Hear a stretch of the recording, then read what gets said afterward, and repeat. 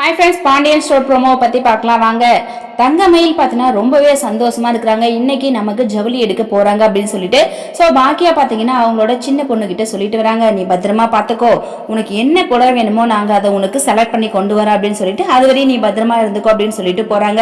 அது மட்டும் இல்லாமல் இந்த பாக்கியா பார்த்தீங்கன்னா நம்ம தங்கமயில பார்த்து, இங்கே பாரு தங்கமயிலே, அங்கே எங்களுக்கு எவ்வளோ விலை வேணுமோ அந்த அளவுக்கு நாங்கள் அங்கே பார்த்து எடுத்துப்போம், நீ அங்கே எனக்கு அது பிடிக்கல, இவ்வளோ விலையில வேணாம் அப்படின்னு சொல்லாத அப்படின்னு சொல்லிட்டு அவங்க சொல்றாங்க. தங்கமயிலும் பார்த்தீங்கன்னா சரிம்மா நான் எதுவுமே பேச மாட்டேன் அப்படின்னு சொல்லிட்டு கிளம்புறாங்க.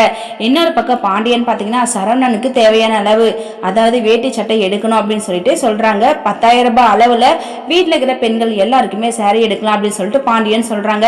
இதை கேட்டதும் வீட்டில் இருக்கிற 4 பெண்களுக்கும் ரொம்பவே சந்தோஷம். என்னடா மாமா திடீர்னு இப்படி சொல்லிட்டாரு அப்படின்னு சொல்லிட்டு அரசி ஒரு பக்கம் சந்தோஷப்படுறாங்க, ராஜி, மீனா, கோமதி எல்லாரும் சந்தோஷப்படுறாங்க. ஏன்னா ஒரு புடவை 10,000 ரூபாய்க்கு வாங்குறது ரொம்பவே பெரிய விஷயம். பாண்டியன் இவ்வளோலாம் செலவே பண்ண மாட்டாரு இப்படி சொல்றாரு சொல்லிட்டு எல்லாரும் ரொம்பவே சந்தோஷப்படுறாங்க. அடுத்ததா என்ன நடக்க போகுதுன்னு சொல்லிட்டு வெயிட் பண்ணி பார்க்கலாம். தேங்க்யூ.